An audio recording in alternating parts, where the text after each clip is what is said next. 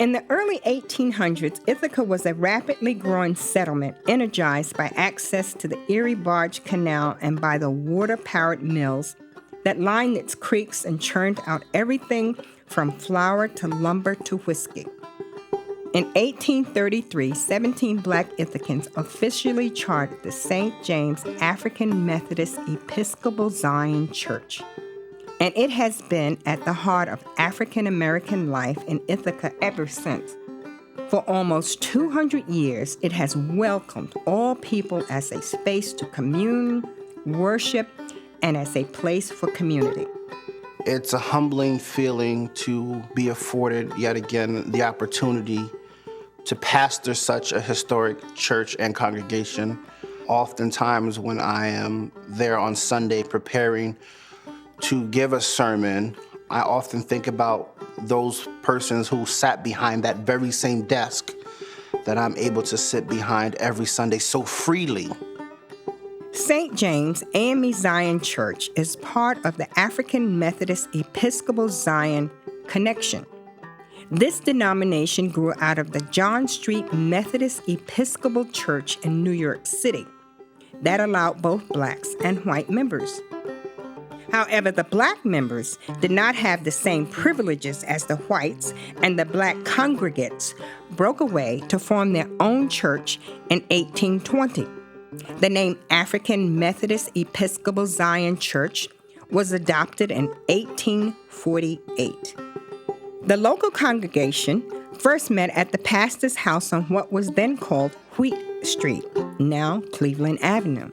The founders included prominent local citizen Peter Webb, a former slave who had purchased his freedom from his owner for $350, plus $35 of interest. The lot on which the church now stands was purchased on August the 15th, 1836 for $5. Construction began that year, making St. James the oldest church building in Ithaca and one of the oldest AME Zion churches in the country.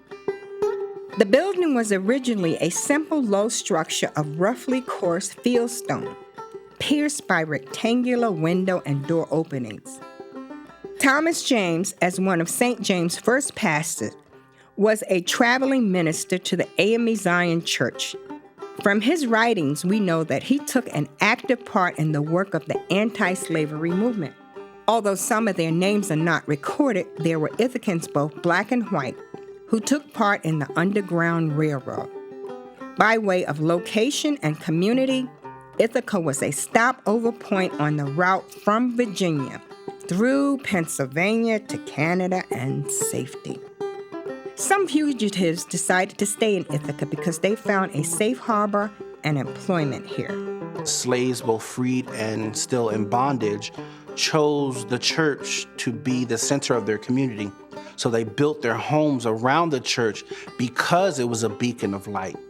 Frederick Douglass, the great emancipator, visited St. James and spoke from the pulpit several times. In his diary from July 22, 1852, he wrote, I found the meeting house just the cleanest and neatest colored meeting house into which I have ever stepped. He also noticed the preponderance of white people in his audience, a reflection of the anti-slavery sentiment in Ithaca during the mid-19th century. In a composite nation like ours, as before the law, there should be no rich, no poor, no high, no low, no white, no black, but common country, common citizenship, equal rights, and a common destiny. A new church was dedicated in 1861. That is believed to be the date when a second story was added to house the auditorium and the wood frame structure with sheath and clapboard, lit by tall, rectangular windows and topped by a low-pitched gable roof. The 1882 Burley Bird's Eye view of Ithaca clearly shows a tall two-story church rising above neighboring houses. Harriet Tubman was a frequent visitor to Ithaca, Prior to the Civil War, she came through with fugitives several times, sat in the pews at St. James, and left a few people here in Ithaca. I was a conductor of the Underground Railroad for 8 years, and I can say what most conductors can't say. I never run my train off the track, and I never lost a passenger. After the Civil War, Tubman settled in Auburn, New York, and was an active member of the A.M.E Zion Church in Central and Western New York. According to her Ithaca relatives, she was known as Aunt Harriet. In 1872, there were radical repairs and enlargements, and in 1887, the addition of a new ceiling. The square entrance vestibule was added in 1895. Around 1904, a two-stage belfry was added, creating a 4-story tower topped with a pyramidal roof crowned with a plain cross.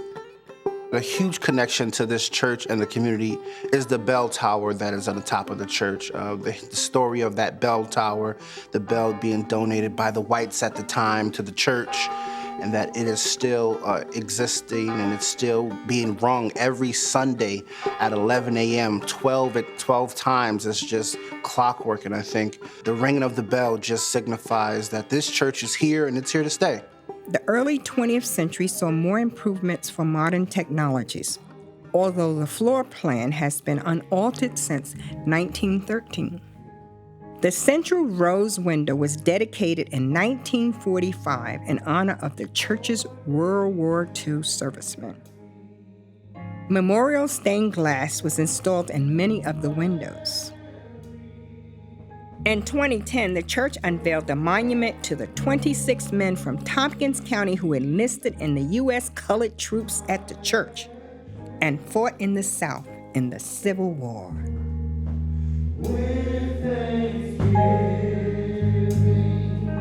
The fact that I was charged to this congregation is a telling story to the community.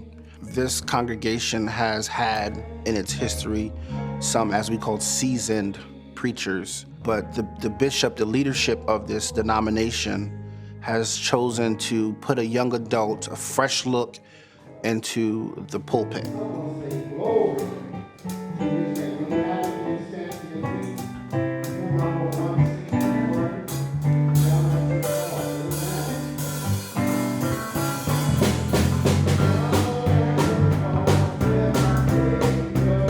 I really hope and pray that as I take on the mission and goals of this church, that St. James A.M.E Zion Church take back that very mantle which it was created on the foundation of, to be hope and be the life that people need. St. James was pivotal in being able to provide ministry for the least of those, the left out and the looked over.